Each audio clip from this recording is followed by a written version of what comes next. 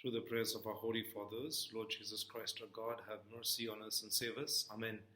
My dear friends, I would like to talk about Psalm 3 and the meditative reading of Psalm 3. Psalm 3 is an indication of the necessity of having the right perception in times of turbulence. So, this was written by Prophet David when he was fleeing from his son Absalom. So when temptations or trials or difficulties or enemies, as it were, are very close, and it appears to you that a lot of difficulty, a lot of turbulence is hitting your soul, the psalm points us out to key things that we should ponder on. My dear friends, what you and I ponder on, we will become. So, to help us, the psalm talks about how David kept Yahweh as his shield who was at his side. He called Yahweh as his glory. He says, "You hold my head high. I cry out to Yahweh. He answers from his holy mountain."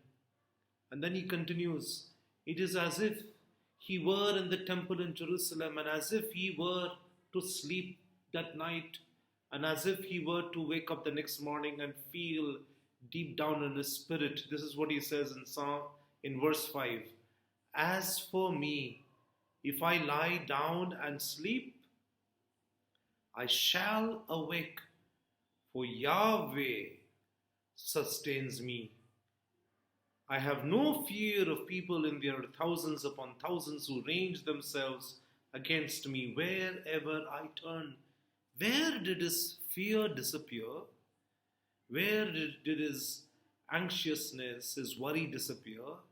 Everything went in the presence of God. When he dwelt in the presence of God, when he kept Yahweh as his shield at his side, when he looked upon Yahweh as his glory, as the one who held his head high, when he believed in his heart that if he had to cry out to Yahweh, that he would answer him from his holy mountain. This was the result of that beautiful sleep that David enjoyed. A lot of us may sleep tight, that's not the point. But in the midst of turbulence, in the midst of calamity, in the midst of anxiousness, in the midst of fear, enjoying that presence of God is really required.